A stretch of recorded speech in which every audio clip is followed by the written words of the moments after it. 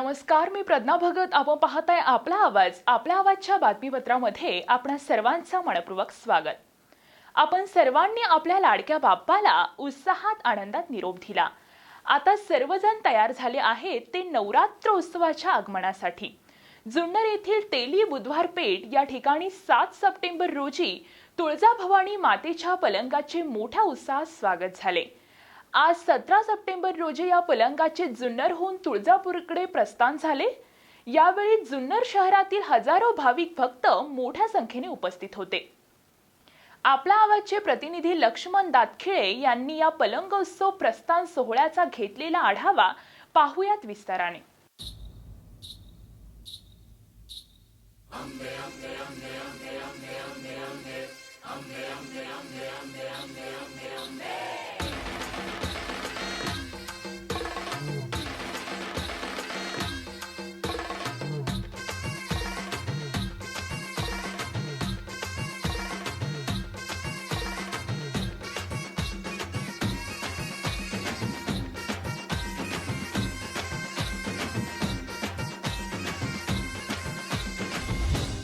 दुर्गा तू भवानी संसाराची तूच जननी सारी माया तुझी अंबे कृपा करी अंबे कृपा करी तू ग दुर्गा तू भवानी सारी माया तुझी अंबे कृपा करी अंबे कृपा करी.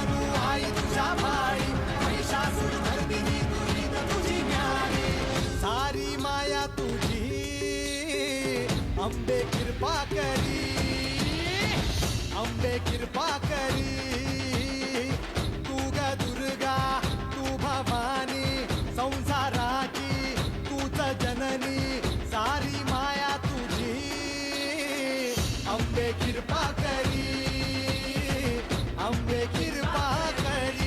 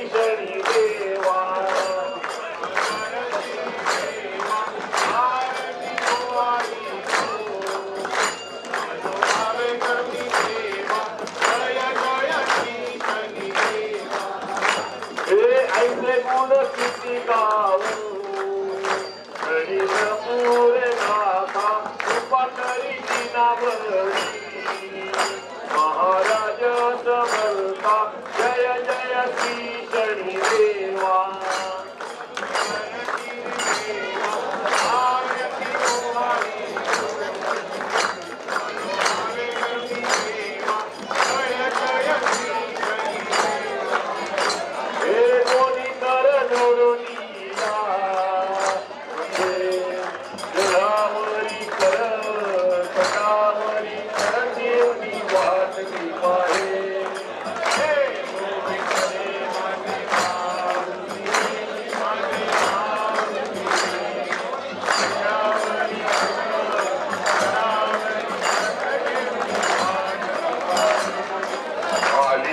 गेलिया हाती झाडी निरोप बाप्पा झाडी निरोप महाद्वारी आहे माझे माय बाप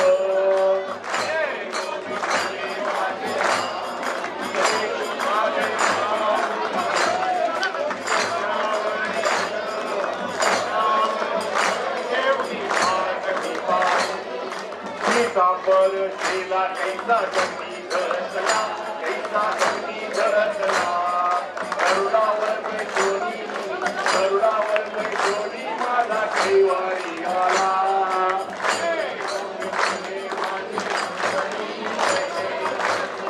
भोळी भोळी माता ऐकली नाही गाडी करुणावर गाडी गाडी पडदा ऐकू भक्ताला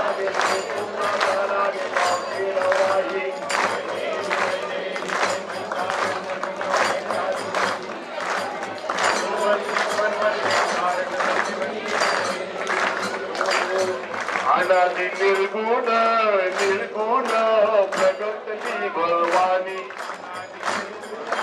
निर्गुण प्रगटली भवानी मोह मैचातुर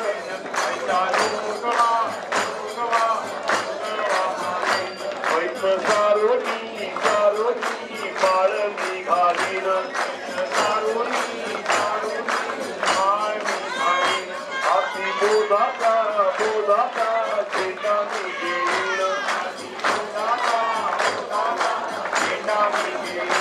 घेऊन रहित रहित वारीची गाडीन रहित वारीची गाडी ऐसा जोगवा जोगवा मागे ऐसा जोगवा मागे पुत्रा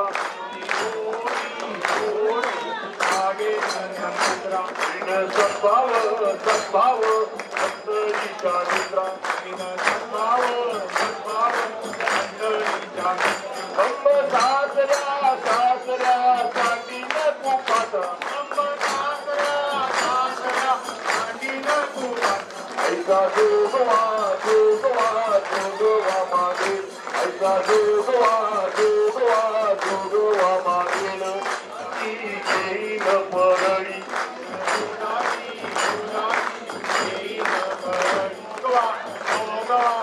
जोगवा मागेन ऐसा जोगवा जोगवा क्रोध हे घोडी देवा क्रोध हे घोडी देवा गेला मोकळा जोगवा जोगवा जोगवा मागेन जोगवा जोगवा जोगवा मागेन ऐसा जोगवा जोगवा जोगवा मागेन ऐसा जोगवा जोगवा मागोनी केलीला ऐसा जोगवा ऐसा जोगवा जोगवा जोगवा आरती ज्ञान राजा ऐसे तुकोबाचे आरती तुकाराम. आपण आता जुन्नर येथील तेली बुधवारपेठ या ठिकाणी आहोत. तेली बुधवारपेठ या ठिकाणी आई तुळजाभवानी मातेचा पलंगोत्सव मोठ्या उत्साहामध्ये साजरा केला जातो.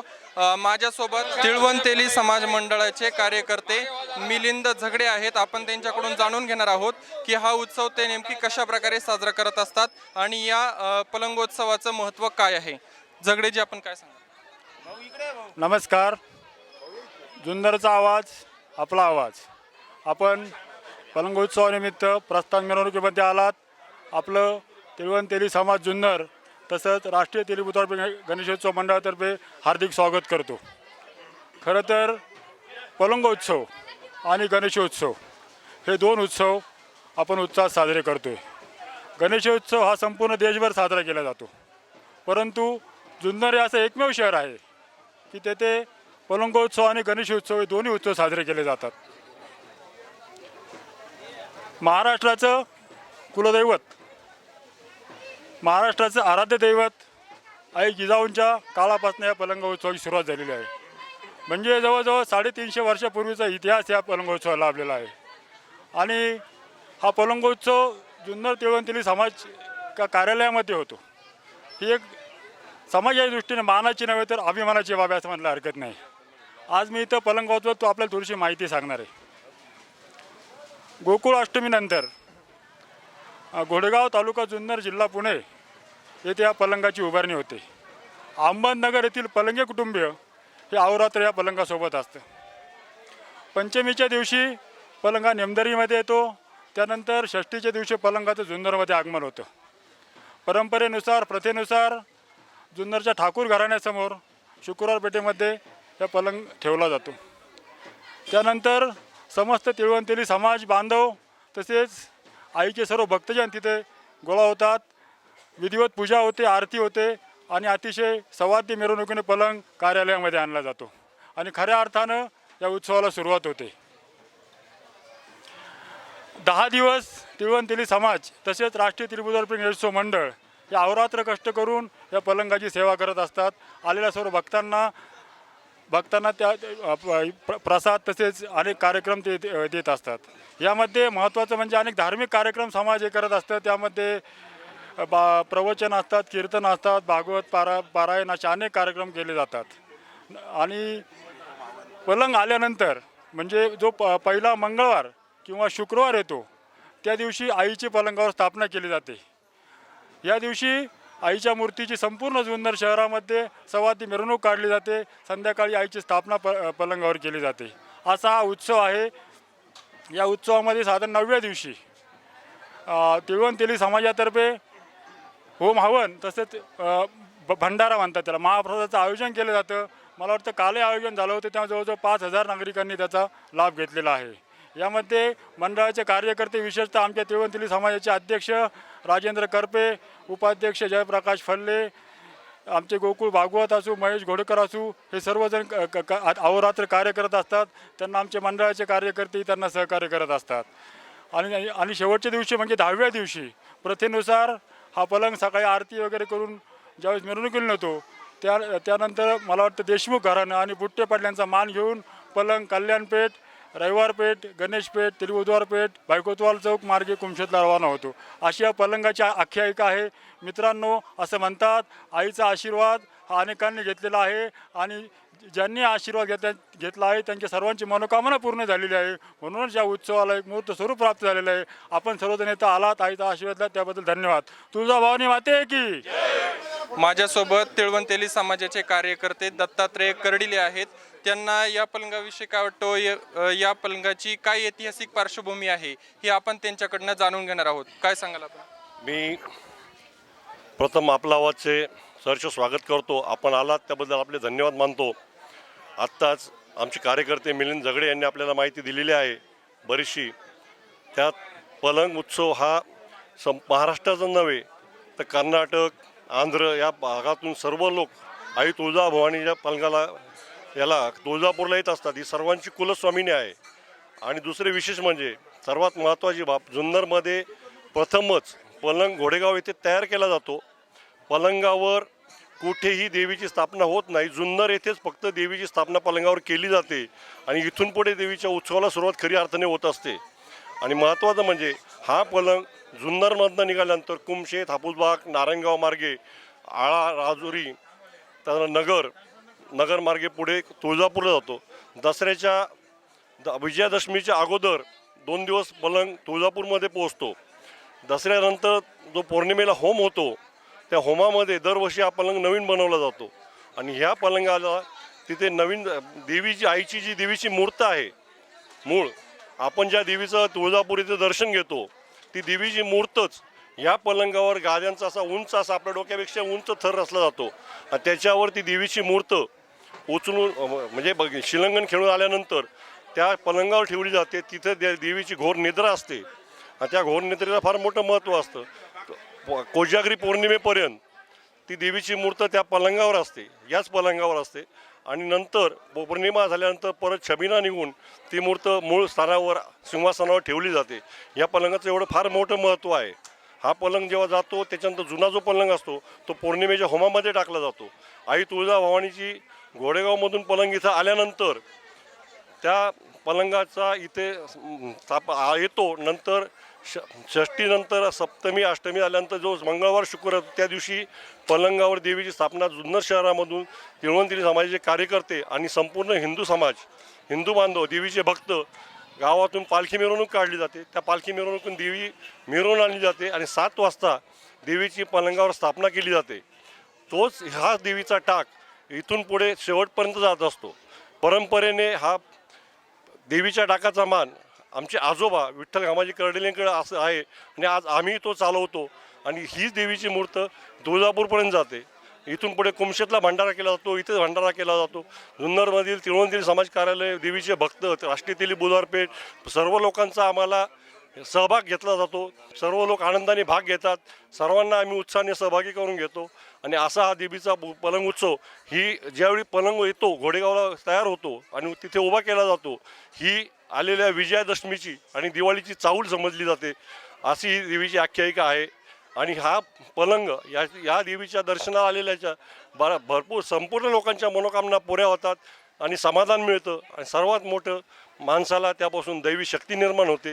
हे आई तुळजाभवानी आपल्याला देते. अशी सर्वांना सदिच्छा, सद्बुद्धी आई तुळजाभवानी देवो अशी तिच्या चरणी प्रार्थना करून मी माझे 2 शब्द संपवतो. पुन्हा एकदा आपले धन्यवाद मानतो. माझ्यासोबत तिळवंतेली समाजाचे उपाध्यक्ष जयप्रकाश फल्ले आहेत. आपण त्यांच्याकडून या पलंगोत्सवाविषयी जाणून घेणार आहोत. काय सांगाल आपण? संपूर्ण महाराष्ट्राचं कुलदैवत आई तुळजाभवानी. खऱ्या अर्थाने गणेशोत्सव संपला की खऱ्या अर्थाने जी धामधूम सुरू होती ती म्हणजे नवरात्राची. आणि या नवरात्रीची जी काही धामधूम सुरू होते ही धामधूम खऱ्या अर्थाने या तुळजामातेच्या पलंगाच्या उत्सवाने सुरुवात झालेली आपल्याला पाहायला मिळते. आजपासून जवळजवळ नवरात्रीच्या 9 दिवसापर्यंतचा हा जो काही संपूर्णपणे प्रोग्राम आहे, हा प्रोग्राम जसं आमचं आत्ता माझ्या अध्यक्षांनी सांगितलं की 5व्या दिवशी हा जो पलंग आहे हा पलंग तुळजापूरला जातो. मग त्या ठिकाणी विधिवत जो काही कार्यक्रम आहे तो कार्यक्रम होत असतो.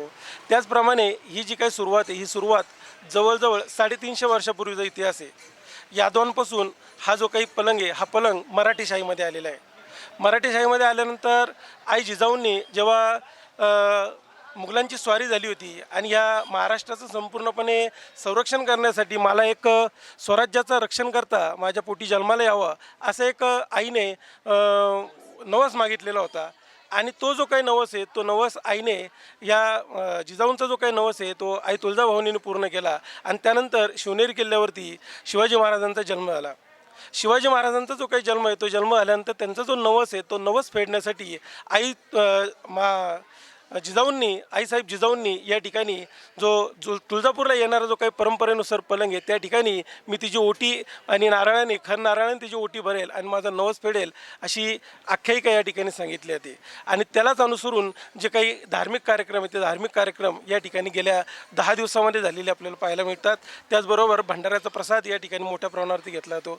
त्याचबरोबर जवळजवळ 8 दिवस श्रीमद भागवताचार्य अशोक महाराज शिंदे यांचं जे काही श्रीमद भागवत कथा आहे त्या श्रीमद भागवत कथेचं आयोजन आपण जवळजवळ 8 दिवस या ठिकाणी केलेलं पाहायला मिळतं. त्याचबरोबर या संपूर्ण 10 दिवसाच्या उत्सवामध्ये राष्ट्रीय तेलुगू द्वारपेठ गणेशोत्सव मंडळ जे याचं खूप मोलाचं सहकार्य आम्हाला या ठिकाणी नेहमीच लाभलेलं आहे. इथून पुढे पण त्यांचं जे काही सहकार्य आहे ते सहकार्य लाभणारच आहे. अशा प्रकारचा हा जो काही कार्यक्रम आहे या कार्यक्रमाची आज खऱ्या अर्थाने सांगता आपल्याला या ठिकाणी पाहायला मिळते. तुळजापूर भवानी माते की आज या ठिकाणी माता तुळजाभवानी पलंगाचं या ठिकाणी प्रस्थान होत असताना खरं तर एका दृष्टिकोनातून वाईट पण वाटतंय आणि एक आनंद पण होतोय.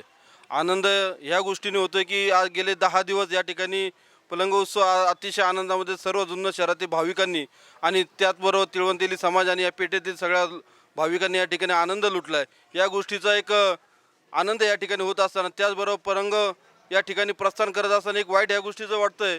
खरं तर हे 10 दिवस आम्हाला या माते तुळजापूर भवानी मातेच्या पलंगाच्या उत्सवामध्ये कसे निघून गेले हे कळालं नाही. मोठे कार्यक्रम या ठिकाणी होत असताना एक या पेठेमधील सर्व भाविकांना एक चांगलं मार्गदर्शन या तिरुवंती समाजात इथं या ठिकाणी होणार भागवत सप्ताह रामायण कथा यातून या पेठेतील सर्व भाविकांना आनंद आणि एक चांगला उपक्रम या ठिकाणी लाभला होतो. याचा लाभ या लोकांना होतो.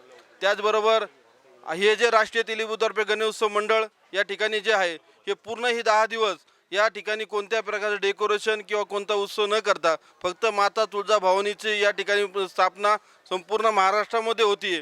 हेच एक दृष्टिकोन डोळ्यासमोर ठेवून या ठिकाणी कोणतं डेकोरेशन देखावे साजरं न करता फक्त माता तुळजाभवानी आणि श्री गणेशाचे या ठिकाणी पूजन करणं ह्याच गोष्टी या ठिकाणी प्रामुख्याने पाळल्या जातात आणि केल्या जातात.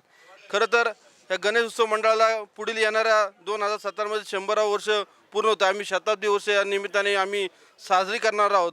त्यावेळेला ह्या तिलवंतेली समाजातील कार्यकर्त्यांनी आणि ज्यांनी जी कमिटी यांनी आम्हाला एक सूचना दिली आणि आम्हाला सांगितलं की पुढच्या वर्षी आम्ही कोणत्या प्रकारे कार्यक्रम न करता या 100 वर्ष जे शताब्दी वर्ष साजरी करायचे हे आपण सर्वांनी मिळून या ठिकाणी करणार आहोत असं या ठिकाणी सर्वांमध्ये ठरलं. मी या तुळजाभवानी उत्सवाच्या पलंग उत्सवाच्या सर्वांना मी शुभेच्छा देतो. माझ्यासोबत तिळवंतेली समाजाचे अध्यक्ष राजेंद्र करपे आहेत. त्यांना या आई तुळजाभवानीच्या पलंगोत्सवानिमित्त काय वाटते आपण त्यांच्याकडून जाणून घेणार आहोत. करपेजी काय सांगाल? आज जुन्नर येथून आई तुळजाभवानी माते प्रस्थान मिरवणूक जुन्नरमधून वाजत गाजत होत आहे. थेट प्रक्षेपण आपला आवाज व त्यांचे संपादक अतुल शेठ परदेशी व त्यांचे सर्व टीम यांनी केल्याबद्दल मी तिळवंतेली समाज अध्यक्ष राजेंद्र करपे व संचालक मंडळ व पेठेतील सर्व कार्यकर्ते व तिळवंतेली समाजाच्या वतीने आभार मानून 2 शब्द बोलतो आणि आभार मानतो. तिळवंतेली समाजाचा जो पलंग उत्सव इथे साजरा होतो त्यानिमित्ताने गेले जवळजवळ 80-85 वर्ष ज्या व्यक्तीने आत्तापर्यंत पलंगाची सेवा केली म्हणजे भिकू शेठ संताराम जेवेरी यांचं वय आज 95 वर्ष पूर्ण आहे. त्यांनी 96 वर्षात पदार्पण केले. अशी वयोवृद्ध व्यक्ती पलंगाचं इथे गादी आणि वरचं जे छत असतं ते दरवर्षीप्रमाणे या वर्षापर्यंत त्यांनी केलेलं आहे आणि त्यांनी जी सेवा केली त्याच्यासाठी समाजाच्या वतीने आम्ही त्यांचे आभार मानतो आणि त्यांना अजूनही दीर्घायुष्य मिळावं आणि त्यांनी पलंगाची सेवा अशीच पुढे चालू ठेवावी अशी मी आई तुळजाभवानीच्या चरणी प्रार्थना करतो. नारायणगाव येथील ग्रामोन्नती मंडळाच्या उमाजी तांबे या इंग्रजी माध्यमाच्या शाळेच्या शिक्षिकांच्या वतीने तळणीचे मोदक व उकडीचे मोदक तयार करण्याची स्पर्धा नुकतीच पार पडली। या 17 शिक्षकांनी भाग घेऊन जयश्री नलावडे, रेश्मा गायकवाड, स्मिता भालेराव, रुपाली गायकवाड, विद्या पाटोळे, शीतल भुजबळ व मनीषा गाढवे या शिक्षिका स्पर्धेत यशस्वी झाल्या। शाळेचे चेअरमन रवींद्र पारगावकर व मुख्याध्यापिका सुचिता भुजबळ यांचे विशेष आभार स्पर्धेत सहभागी झालेल्या शिक्षकांनी मानले। आपल्या आवाजचे कार्यकारी संपादक सुरेश वाणीसर यांनी घेतलेला आढावा पाहूयात विस्ताराने।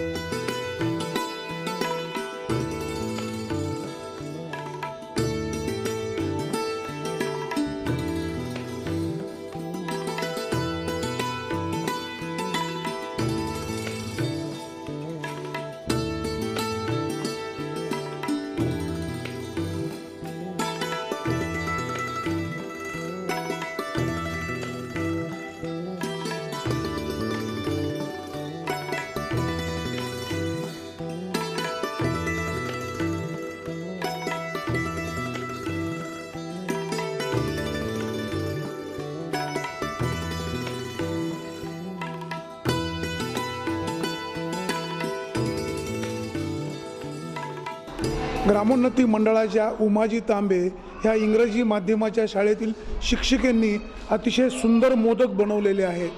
आपल्या कामामध्ये व्यस्त असतानाही त्या शिक्षिकेंनी आपल्यातली जी गृहिणी आहे ती जागृत करून हे मोदक बनवलेले आहेत। गणरायाला प्रसाद म्हणून चालणारे मोदक विद्यार्थ्यांच्या आरोग्यालाही फायदेशीर ठरतात।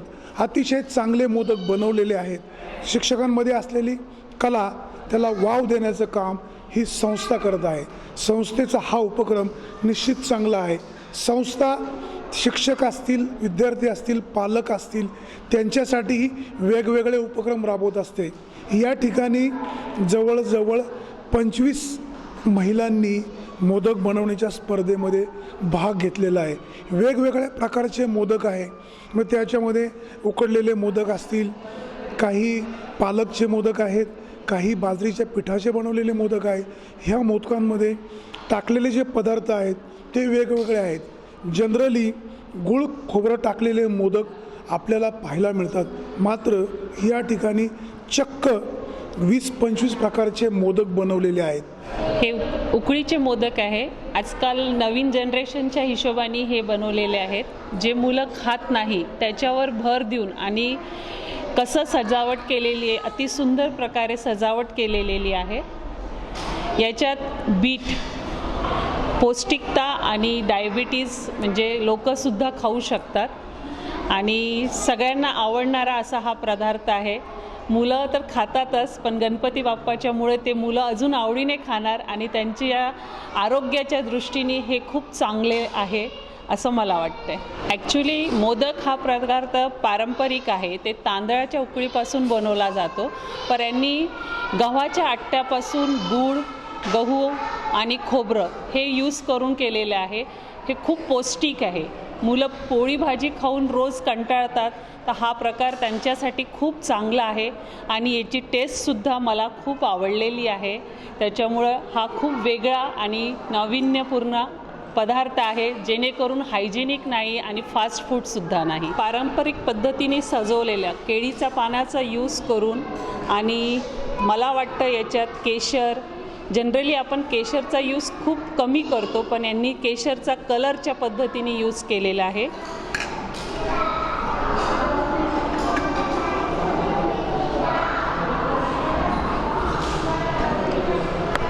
आजकाल आपण डेकोरेशन साठी वेगवेगळे कलर जेणेकरून यूज करतोय। हा मोदक ॲक्च्युली तसं बघितलं तर कलर विरहित आणि डेकोरेशनसाठी त्यांनी केशरचा यूज केलेला आहे। खरंच वेगवेगळ्या पद्धतीने हा मोदक त्यांनी बनवलेला आहे आणि हा खूप सुंदर आहे. हे मी खाऊन बघते, नंतर मी तुम्हाला सांगते की टेस्ट कशी आहे. खरंच सुरेख टेस्ट आहे. आपणही असं घरी ट्राय करू शकतो आणि मुलांच्या टिफिनमध्ये रोज नवीन नवीन काही पदार्थ देऊ शकतो. नेहमीच तळलेले मोदक तर तुम्ही नेहमीच आपल्याकडे नेहमीच होत असतात, परंतु उकडीचे मोदक करायला तसे थोडेसे कठीणही असतात. परंतु आता तुम्ही हा मोदक पाहू शकता, याच्यामध्ये उकडीचा तर आहेच आहे हा, पण याच्यामध्ये जे त्यांनी सारण मेन भरलेलं आहे ते आहे गाजर, बीट, खोबरं. म्हणजे जर तुम्ही विचार केला तर लहान मुलांसाठी सगळ्याच गोष्टी पौष्टिक आहे. आणि आपल्याकडे काय की लहान मुलं पालेभाज्या फळे हे खाण्यासाठी फार हे करतात, म्हणजे कंटाळा करतात की ही पालेभाजी नको, ही फळे नको. परंतु यांनी इतकं सुंदर हे केलेलं आहे की याच्यात तुम्ही आतमध्ये पाहिलं की तुम्हाला असं कळेल की याच्यात कळणारसुद्धा नाही की तुम्ही गाजर टाकलं आहे, बीट टाकलं आहे किंवा खोबरं. तर हे सगळ्याचं हे करून त्यांनी इतका छान पौष्टिक मोदक तयार केलेला आहे. आणि मुख्यतः मुलांना गोड टेस्ट ही आवडतेच.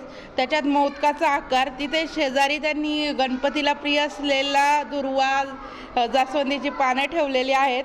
त्याच्यामुळे हा मोदक पाहून खरंच ज्यांनी कोणी बनवला आहे खूप चांगल्या क्रिएटिव्हिटीने, आणि ही टेस्टसुद्धा एकदम सुंदर टेस्ट आहे याची. तर सगळ्याच दृष्टीने मला हा मोदक खरंच खूप आवडला आहे. तर आम्ही या ठिकाणी आज ग्रामोन्नती मंडळाचा जो काही उमाजी तांबे इंग्लिश मीडियम स्कूलचा विभाग आहे त्याच्यामध्ये शिक्षकांनी बनविलेल्या मोदकाच्या स्पर्धेसाठी परीक्षक म्हणून आम्ही इथे आलेलो आहोत. खरं तर मुलांसाठी प्रत्येक शाळेमध्ये स्पर्धा नेहमीच होत असतात, परंतु ह्या ग्रामोन्नती मंडळाच्या पदाधिकाऱ्यांनी किंवा त्यांच्या ग्रामोन्नती मंडळाने खूप छान उपक्रम राबवलेला आहे की शिक्षकांना सुद्धा काहीतरी वेगळं त्यांच्या दररोजच्या रुटीनमध्ये काहीतरी प्रोत्साहनपर म्हणून त्यांनी ही स्पर्धा आयोजित केलेली आहे. गणपती बाप्पा आले की सगळ्यांना सुखद असं वातावरण आणि असं मन फुलून जातं सगळ्यांचंच. तसंच गणपती बाप्पा हा मुलांचा आवडतं दैवत आहे आणि त्याच्यात त्यांच्या आवडीचे चॉकलेटचे मोदक हा पदार्थ केला आहे. चॉकलेटचे मोदक मुलांना तसेही चॉकलेट खूप आवडतात, त्याच्यात आपण मिक्स करून चॉकलेटचे मोदक मुलांना दिले ही खरंच म्हणजे कलाची वाव देण्यासारखं आहे. आणि या शाळेत सगळ्या टीचर्स लोकांना, मिस लोकांना त्यांच्याकडून आशीर्वाद लाभू देव. आज आपण इथे ह्या शाळेतील सर्व शिक्षकांसाठी मोदक बनवण्याची स्पर्धा घेतलेली आहे. ह्याचा उद्देश फक्त एकच आहे की रोज स्कूलमध्ये येणं, मुलांना शिकवणं, रोजचं तेच रुटीन न राहता त्याच्यामध्ये स्पोर्ट्स असेल, रांगोळी स्पर्धा असेल. ह्यावर्षी गणपती अजून उत्सव चालू आहे आणि त्यामुळे आपण मोदक बनवण्याची स्पर्धा इथे घेतलेली आहे. आणि हा फक्त उद्देश एकच आहे की शिक्षिका रिफ्रेश होण्यासाठी ही स्पर्धा आपण घेतलेली आहे. आज आपण ही स्पर्धा घेतलेली आहे ती 2 गटात विभागून घेतलेली आहे. एक उकळीचे मोदक आणि तळणीचे मोदक. आज तसं बघितलं तर या धगधगीत जीवनात पौष्टिक मोदक करणं हे खूप गरजेचे आहे आणि ते मुलांना खाऊ घालायचे. त्या हिशोबाने या मोदकाची टेस्ट काही वेगळीच आहे. हे पौष्टिक आहे, याच्यात गाजर, बीट हे सगळं आपल्याला खायला मिळतं. ह्या मोदकाचे नाव आहे खोबरा व बीट पौष्टिक मोदक. खोबरा व बीट पौष्टिक मोदक. मला हे सांगायला निश्चित आनंद होतो आहे की जो प्रथम क्रमांक आलेला आहे खोबरे व बीटचे पौष्टिक मोदक, त्या ह्या स्कूलच्या नलावडे मॅडम, जयश्री नलावडे मॅडम म्हणून आहेत, त्यांनी बनवलेले आहेत. आणि विशेष कौतुक ह्याच्यासाठी की त्यांनी हे उकडीचे मोदक पहिल्यांदाच बनवलेले आहेत आणि तेही इतके सुंदर रीतीने त्यांचं बनवलेले आहे. Thank you everyone. खरं तर माझा हा पहिलाच प्रयत्न होता. खोबरे व बीट मिक्स आणि सुकामेवा टाकून केलेले मोदक. पहिल्याच प्रयत्नासाठी खूप कष्टही घेतलेत मी, कारण ते मला जमतही नव्हते. मी अगोदर तळणीचा केलं होता प्रयत्न, पण सकाळी उठून अगदी 5 वाजता उठून ती माझी तयारी होती. थोडासा यायला उशीरही झाला, पण मला माझ्या कष्टाचं नक्कीच चीज झालं. मी दोन्हीही आपले जे परीक्षक आहेत त्यांना धन्यवाद देऊ इच्छिते आणि आमच्या ज्या प्रिन्सिपल मॅम आहेत भुजबळ मिस, त्यांनाही धन्यवाद देऊ इच्छिते, कारण आमच्या शिक्षकांसाठी त्यांनी ही आगळीवेगळी स्पर्धा आयोजित केली. नारायणगाव येथील गुरुवर्य राप सबनीस या शाळेमध्ये विद्यार्थ्यांना केवळ शिक्षणच दिलं जातं किंवा येथील शिक्षकांकडनं केवळ विद्यार्थ्यांना शिकवूनच घेतलं जातं असं नाही, तर या संस्थेच्या विद्यार्थ्यांना शिकवणीबरोबरच जे शिक्षक आहेत त्यांच्याही कलागुणांना वाव दिला जातो. ग्रामोन्नती मंडळाच्या उमाजी तांबे ह्या इंग्रजी माध्यमाच्या शाळेमधील विद्यार्थ्यांना केवळ शिक्षणच दिलं जातं असं नाही, तर त्यांच्या कलागुणांनाही वाव दिला जातो. त्याचबरोबर विद्यार्थ्यांना शिकवणारे जे शिक्षक आहेत, ज्या शिक्षिका आहेत, त्यांच्यामध्ये जे टॅलेंट आहे त्यांनाही वाव दिला जातो. आज या शाळेतील शिक्षिका मोदक कशा पद्धतीनं बनवतात त्याची स्पर्धा आयोजित केलेली आहे. या शाळेचे चेअरमन पारगावकर सर आपल्यासोबत आहेत. कशा पद्धतीनं ते वेगवेगळे उपक्रम राबवत असतात, शिक्षकांना कर्मचाऱ्यांना कशा पद्धतीने संस्थेचं सहाय्य असतं आपण जाणून घेऊयात. सर काय सांगाल? आमच्या या विभागामध्ये आमच्या या सगळ्या विद्यार्थ्यांसाठी आम्ही वेगवेगळे उपक्रम राबवत असतो आणि हे उपक्रम राबवत असताना हे सगळं साध्य करण्यासाठी आम्हाला मदत ज्यांची होते त्या आमच्या सगळ्या शिक्षिका की ज्यांच्यामध्ये अनेक कलागुण असतात. त्यामुळंच ते विद्यार्थ्यांकडनं ह्या वेगवेगळ्या ॲक्टिव्हिटीज करून घेऊ शकतात. आणि मग कधीकधी असा प्रश्न होतो की शिक्षक विद्यार्थ्यांसाठी या सगळ्या स्पर्धा असताना आमचे कलागुण दाखवण्याची एखादी संधी आम्हाला का मिळू नये, आणि म्हणून वर्षभरामध्ये आम्ही आमच्या शिक्षिकांसाठी सुद्धा वेगवेगळे उपक्रम आयोजित करतो. केवळ त्यांच्यासाठी चर्चासत्र आणि समारंभ हेच न करताना कधी त्यांच्यामध्ये असणाऱ्या पाककलाकृतींविषयीचे कौशल्य असेल किंवा त्यांचा एखादा चांगला कार्यक्रम आयोजित करून मुख्यतः मंगळागौरीसारख्या कार्यक्रमामध्ये त्या त्यांच्यामध्ये असणारे कलागुण दाखवण्यासाठी काम करतात. गाणी म्हणा किंवा संगीत, म्युझिक अशाही वेगवेगळ्या क्षेत्रामध्ये ज्या आमच्या शिक्षिकेंकडे कलागुण असतात ते दाखवण्यासाठी वर्षभरामध्ये आम्ही वेगवेगळे कार्यक्रम आयोजित करत असतो. यावर्षी आम्ही या ठिकाणी आमच्या शिक्षिकांसाठी मोदक बनवण्याची स्पर्धा ठेवली, कारण ह्या सगळ्या शिक्षिका जरी असल्या तरी मूलतः गृहिणी आहेत आणि मग आपल्याकडं असणारं पाककौशल्य हे सुद्धा चांगलं आहे की नाही हे आजमावण्याची एक संधी. आणि आमच्या मुलांना आम्ही जे वेगवेगळे स्वादिष्ट गोष्टी नेहमी देत असतो तरी आमच्या शिक्षिकेंकडे असणारे सुद्धा कलागुण यातनं सर्वांना कळावेत, म्हणून यावर्षी आम्ही आमच्या सर्व शिक्षिकांसाठी मोदक बनवण्याची स्पर्धा ठेवलेली आहे.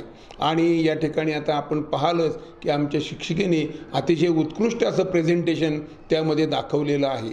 दरवर्षी वेगवेगळे पदार्थ बनवणे, आकाशकंदील बनवणे किंवा इतरही अनेक वेगवेगळ्या प्रकारच्या स्पर्धा आम्ही आमच्या शिक्षिकांसाठी आयोजित करून त्यांच्या कलागुणांना आणि आपल्यामध्येही खूप सुप्तगुण असले आहेत हे सगळ्यांना समजावं, ह्या भावनेला आम्ही निश्चितपणे वेगळी वाट करून देऊन त्याद्वारे त्यांचे कलागुण आमच्या सर्व पालकांपर्यंत पोहोचवण्याचं काम करतो. शहरामध्ये शिक्षण पद्धती, शहरामध्ये शिकवणीचं काम करत असताना सगळ्याच कलागुणांना वाव दिला जातो असं नाही. पैसे कमवणे हाच ध्यास शहरामधील शिक्षण संस्थांमध्ये चालतो. ग्रामीण भागामध्ये ग्रामोन्नती मंडळाची ही जी शाळा आहे, ही शाळा सगळ्यांचं आपुलकी पण जपत असतं, सगळ्यांमध्ये असलेले कलागुणांना वाव देत असते. या शाळेचा हा उपक्रम नक्कीच इतरांना दिशा देणारा ठरत आहे. सुरेश वाणी, आपला आवाज, नारायणगाव. या बातमीपत्रामध्ये वेळ झाली इथेच थांबण्याची. आपण कुठेही जाऊ नका, पाहत रहा आपला आवाज. हा तुमची साथ आमची. धन्यवाद.